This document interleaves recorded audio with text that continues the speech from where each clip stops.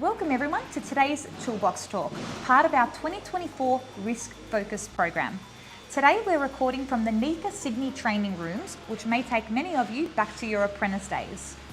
This month we are covering the topic of psychosocial hazards in the electrotechnology industry, which is a critical issue often overlooked in workplaces. Now today Owen and I will share important information that will help you and your staff recognise, respond to and prevent these hazards within your workplaces.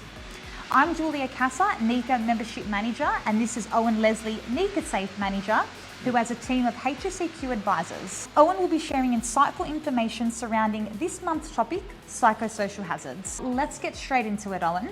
Can you explain to our viewers what is a psychosocial hazard? Yeah, absolutely. So a psychosocial hazard is anything in a workplace that could cause psychological harm to your workers. So that's an injury to their mental health, basically.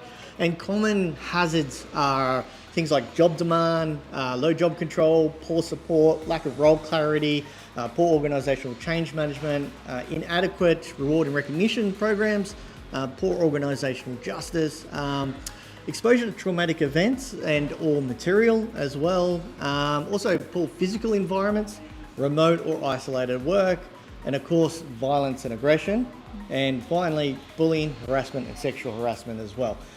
Now, another common one in the electrical industry is the risk of PTSD after receiving electrical shock. So this has come really apparent over the last few years.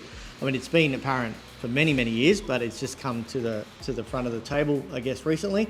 So we're getting a lot more reports of electricians contracting PTSD after they received an electrical shock in the industry. It's a very, very common occurrence. Studies have shown that 78% of patients who attended treatment after electrical shock reported a range of psychosocial symptoms after the actual particular incident. Stuff like anxiety, guilt, anger, poor cognitive function afterwards. So it's a really area of large concern. In fact, another study that recently had 23 male electricians interviewed all reported poor cognitive function after the incident.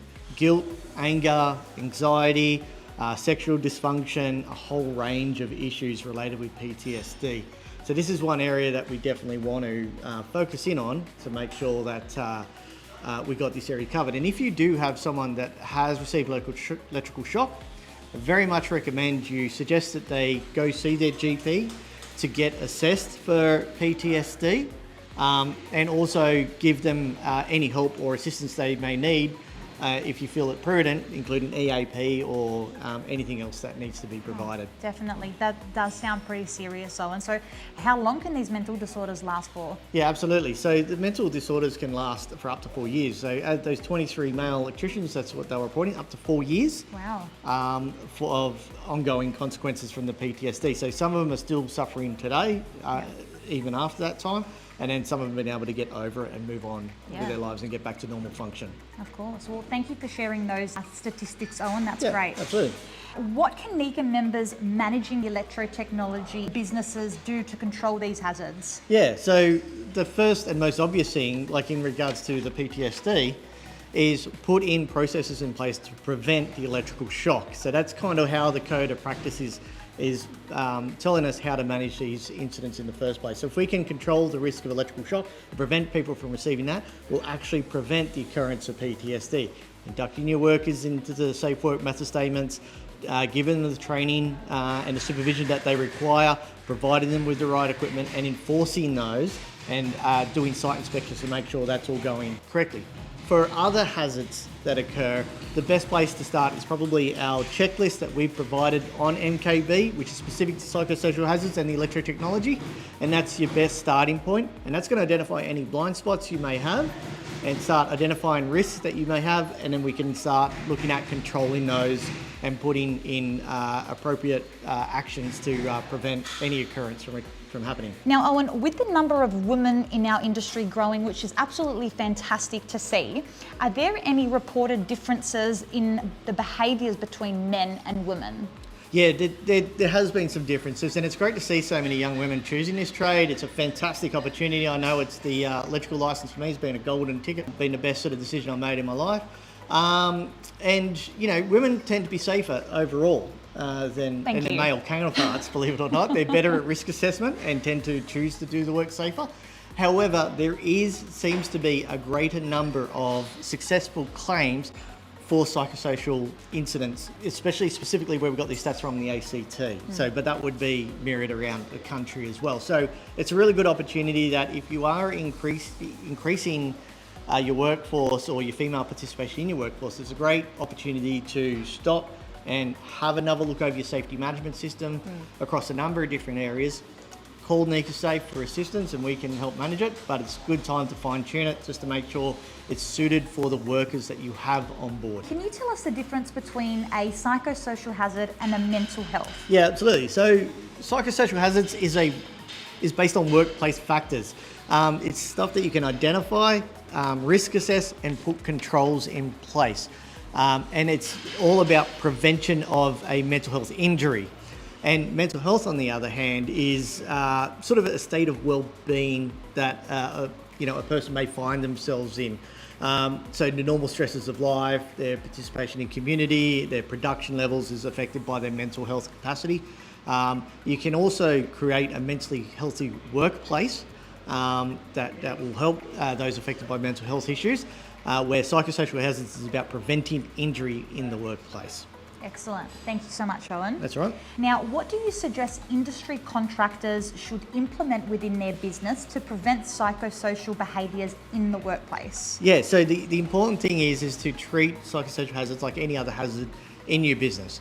And one of the best places to start is, I'm going to say this again, that checklist on NKB. Grab the checklist. That's going to start identifying any blind spots you have in your business. From there, you can create a hazard register or an action list. And you can start talking to your workers or coming up with different solutions on different things. So for example, if job demand is a massive problem in your workplace and that's a common complaint you're hearing from your workers, you might want to think about implementing a job management system to put controls in place to reduce the amount of stress that the guys are feeling in regards to that. So there's many things you can do. Often these things actually improve the bottom line of a business. And as I said, implementing the JMS is going to do more than just manage psychosocial hazards. It's going to improve your bottom line, improve your performance, improve the quality of the job. And so, once again, the controls are normally good for your business. Yeah, definitely. Now, NECA members are reminded to access the Psychosocial Hazard Toolkit in the MKB anytime. Yep. Now, Owen, can you please elaborate more on the most common psychosocial hazard in the electrotechnology industry? Yeah, so the three most common ones are job demand, job control, and role clarity. So for example, role clarity, you may be well-trained electrician, but you may be working on a bit of equipment that you have never worked on before, and you may be trying to fault find it, which can diminish your role clarity in that instance. What we find is that has a possibility of increasing stress levels, and anything that triggers increased stress levels has the potential to cause a psychosocial hazard or injury in that particular workplace. So we want to be able to identify these things and put controls. So job demand is everything. If you're getting overloaded with work and things are getting a bit messy, one of the controls we can put in place there is probably a job management system. So a job management system will allow us to put control over that, give an understanding of where we need to be and what we need to be doing. And also, that does more than just manage psychosocial hazards. It's actually increasing your bottom line quality and control throughout your business. So a lot of the stuff that you implement for psychosocial hazards actually improve your business overall and the management of that business overall. So it's definitely well worth doing these particular activities. Now, let's talk about bullying and harassment in the workplace. Can you tell us how this affects employees in our industry, Owen? Yeah, definitely. So bullying and harassment's obviously been an issue in our workplaces for some time. So what we want to do with bullying and harassment is we want to make sure that we put things in place before we wait for an incident. So you may not have had an incident or an issue with bullying and harassment, but we still want to put in the policies, the procedures, and the training in place beforehand, and that's to comply with the legislation. If we don't, and we have bullying, harassment or discrimination occur or fester in a workplace, you get the negative consequences of that include low self-esteem, depression, anxiety of your workers, absenteeism, increased staff turnover, poor workplace culture, and all of those, once again, can have effects on your bottom line. So it's good to have all this place. If you're looking for resources, we've got a lot of HR policies on our MKB as well. And of course, you can ask for assistance from NECA Safe or NECA Legal to help in this area. And from time to time, we can also come out and do some training as well. Great, sounds good. Now, I would say if you do witness repetitive bullying or any sexual harassment, it is crucial for you to speak up as it can prevent ongoing workplace issues. Thank you, Owen and the NECA Safe team for your insights on today's Toolbox Talk, which is on psychosocial hazards. Are there any recommendations or resources for contractors to learn more about these psychosocial hazards, Owen? Yeah, absolutely. So the first place to go to is our MKB, where we've got those toolbox talks that we've written specifically on psychosocial hazards for further reading and further detail in today's subjects as well. So go check those out. And of course, all our other resources on MKB. There's also the new codes of practice for managing psychosocial hazards in the workplace that you can check out as well on the Safe Work Australia website. But yeah, check out all our stuff on MKB, and don't forget to do the quiz at the end of this Toolbox Talk. There'll be a QR code coming up. That will act as a record of attendance for today's. So today's Toolbox Talk is an actual Toolbox Talk, but there's also a quiz there that you can complete for your verification of competency as well.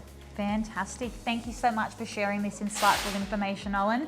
Remember, NECA members, to keep an eye out on your fortnightly NECA e-news, which will give you an update on next month's Toolbox Talk topic. And what's that topic on, Owen? Next month is on chemicals and toxic substances. So asbestos, silica, lead, mercury, all the good stuff. All of the above. Excellent. Remember to pop out your phones, scan the QR code to complete the attendance record, send it off to your employer.